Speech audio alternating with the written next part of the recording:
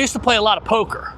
And you know, you have bad hand, bad hand. You can't focus on the bad hands in the past. You got to think about, what am I going to do in this next hand? What are we going to do forward to make things better? And that's the way I see things in life. All right, we can't change what happened in the past. What's the exciting things that are happening now? What's the exciting things that are going to happen? There's a lot of excitement happening in this project.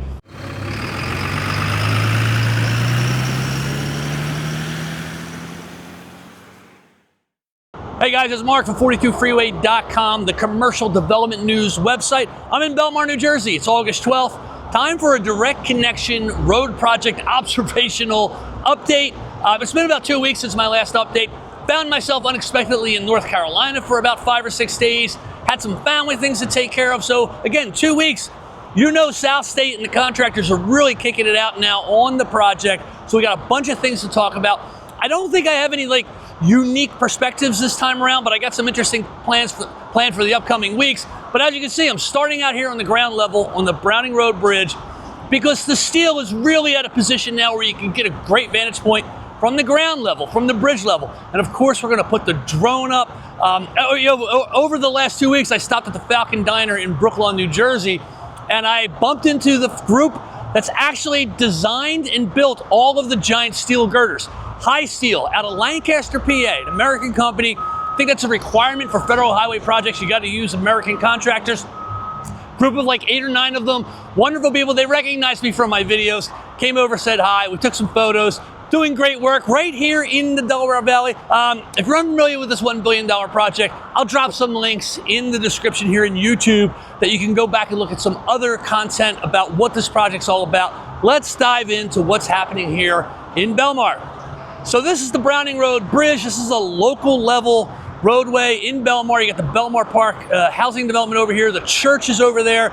This bridge is completely new. I guess it opened maybe 2 years ago. They made it longer and then also higher to support the changes to the roadway that's going on below us here, which is I-76, Route 42. You got 295 going up that way. You can see you got all these brand new raised roadway over here. But what we're down here now looking at is, guys, well, first off, this is brand new. This massive, I forget what this crossbeam is called. I know the word for it, but you can look at the size of this thing. I don't necessarily, part of me wants to say this is probably one of the larger ones, both in width and just tallness. But this thing is massive, but also, you know, we got a great vantage point right here. I mean, look at this. We are right here on the roadway. Look at the size of that. So you can see the mounting, 1, 2, 3, 4, 5, 6 mounting pieces. And what they've done is, this is a great example of how they use these wider, longer, cross beams to position both the overhead flyover roadway while also thinking ahead about where they can put the columns. Clearly, if you look at this, this is the last, right here, this is the last, the last of the 6 girders that are gonna come across all the way over there. But realizing that the roadway needed to run underneath it, they extended it even longer and put the pillar, the column over here. So you got this massive piece here. Now, I don't know if you can see this here, but we'll get the drone up.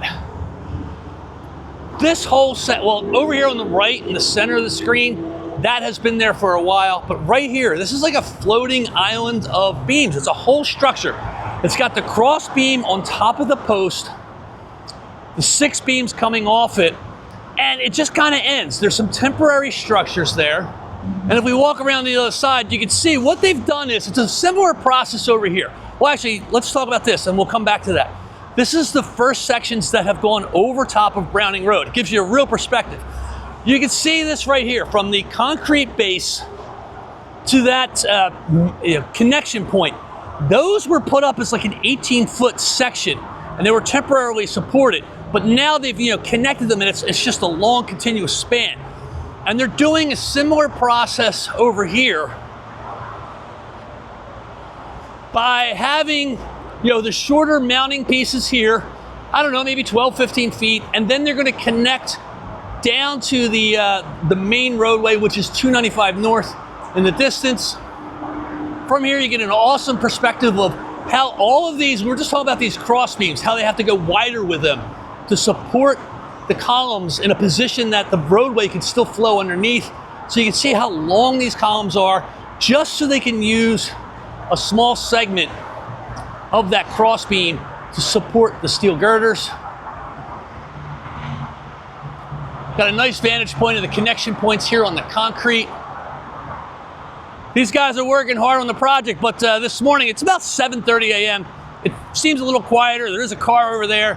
You know what? They're really awesome people. I think they appreciate the South State team, the NJDO team. I think they appreciate what I'm doing. I'm just informing, giving some positive information, but they really are doing an awesome job. I appreciate that they kind of keep their distance. They don't give the inside information to the 42 freeway guy. All right, guys, as promised, we got the drone going up. My classic intro, the slow upwards pan reveal to give you that first initial look at what has happened since the last video, which has been 2 weeks. Clicking on to a more static overtop video. We got a bunch of different areas to talk about. Well, as you saw, down on the ground, the 42 northbound, the 295 northbound, the 5, I think it's 5 or is it 6 pieces of girder are completely across Browning Road.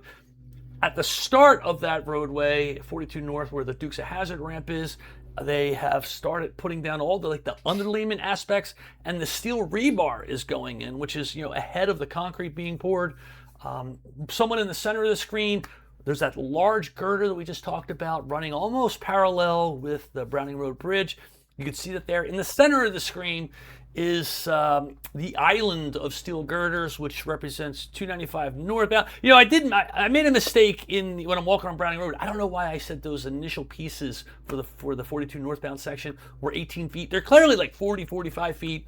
And it looks like the pieces that are in the center of the screen here, that island, are also about 40, 45 feet long. It almost feels like they're going to do that segment in 3 different sections, because in the middle, right in the middle of the screen, on the ground there, you know, where the opening is, they have to fill that in. There's some steel beams. We're going to get a look at that, and they seem short also. It makes me feel like they're going to build this with 3 different segments of steel girders. I don't know how that's going to work with the traffic underneath. We'll have to see how that happens over probably the next week or so. Over to the right, you can see some fresh asphalt there. We're going to get a look at that. In my last video 2 weeks ago, I filmed on a Saturday, and the teams were out there on a Saturday afternoon pouring some asphalt. Moving into that more focused, closer view, again, you can see that large steel girder going across in parallel with Browning Road, with the roadway mounting pieces, you know, off to, from our perspective, off to the left, you know, to follow the curve of what is 295 south. Actually, it would be going this way, right? Well, we'll see how the camera puts that on the screen. In the center, you got that island. You get a better vantage point there of those temporary structures. So they get those, you know, 40-foot pieces on that mounting girder, and they need to support it temporarily until they can put the additional pieces in. I think this one is similar view, but I do the pan up. Here we go. And again, you got that crane right in the middle. So the crane is there to help them position those giant steel girders, but you have some pieces already lined up, you know, like they're ready to go. They don't look like they're long enough to fill in that full span, which makes me again think it's three different segments they're going to do that are sort of, you know, married together with whatever that steel structure piece, that mounting piece in the center is. Jumping on over to the Little League field, the Bellmawr Little League, where I played t-shirt baseball right here. Actually, where that parking lot is where I think the old Little League field used to be, in that area. So anyway, we're looking up to the north. Cherry Hills is to the upper right. You know, I've done a lot to try to explain how this project works, and I think it really started connecting with people when I got to a point where I drew those colored diagrams. But now, as the South State team and all their other contractors are getting things installed, it's just really clear to understand how this project flows. And again, you know, the far right is 42 northbound to 295 northbound. The 2 larger lanes in the center are the core 295. And again, they're taking all of this over top of everything because it's going to eliminate that sharp Aljo's curve, which is all the way in the upper left. That's where Aljo's curve is. So it'll be a more direct route. Makes a lot of sense. So again, the center lanes, the left is 295 south. The very center lane is 295 north.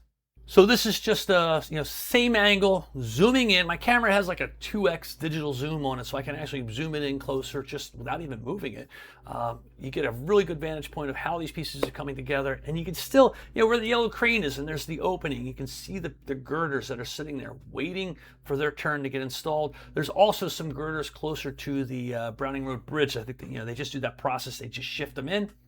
This is a look at the asphalt. So this is the far southern end, like where all this new construction connects to what was the existing 295, and all of this asphalt was done, in the last 2 weeks. I had the camera up again 2 weeks ago on a Saturday, and there were people there, doing all the asphalt work. I did film this on Wednesday. I did film this today. I really try not to do these projects during the week. I like to do it on the weekend when there's no one there.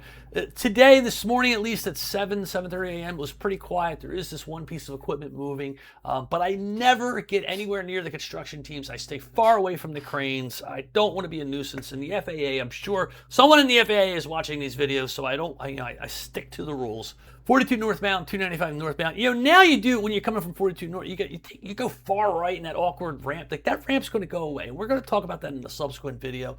This is the ramp. You can see all the cars there for the construction teams. What they're focused on now, it seems, is building out the roadway surface for 42 northbound, 295 northbound. All of that green in there, that is the concrete rebar. So it's a steel, coated rebar that when they pour the concrete, it adds a lot of structural strength to it. I don't know if they're just going to keep rolling with this all the way through and do one big pour, or they're going to split it in half. We'll see as time goes by.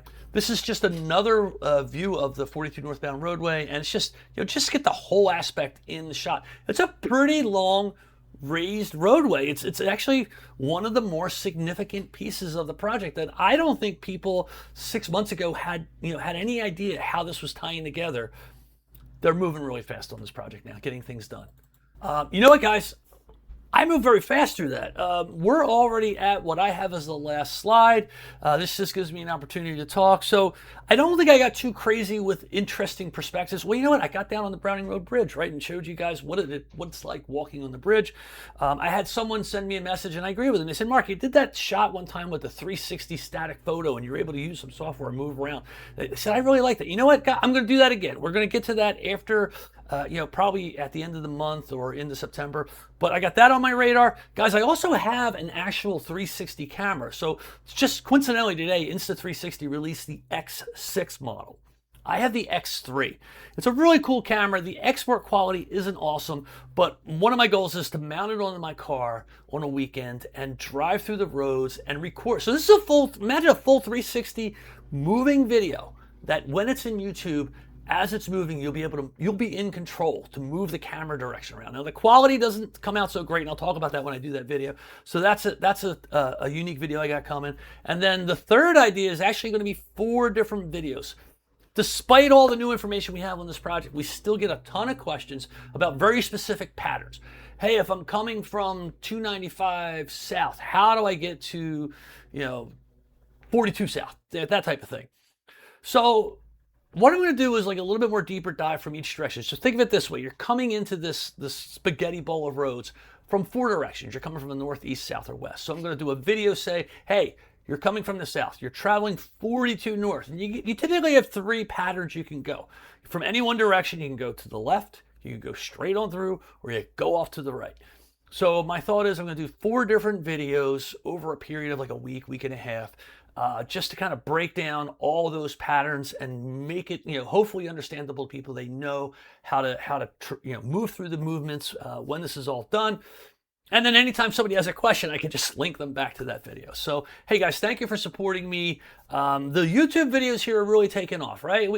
For the longest time, let's be honest, there wasn't a lot happening here. So, but they're really kicking it out right now in the last 9 to 12 months. It's a lot of fun, interesting things to see. You guys are really, really responding to them. Trust me, I do have, once summer winds down, I do have goals to take this over and do some videos of the Brooklyn Circles projects, some updates maybe on Washington Township and Route 70. Some of the Washington Township Route 70 project and Delshie Drive, they're not as exciting. For the most part, it's like they're repaving. But I think between the direct connection and the Brooklyn Circles, there's a lot of interesting things to talk about and keep up with. Anyway, Mark from 42freeway.com. getting this video online now, and I was hoping to wrap it with an article for the website. Well, we'll see if I can get that done before I head out again. Thanks, guys.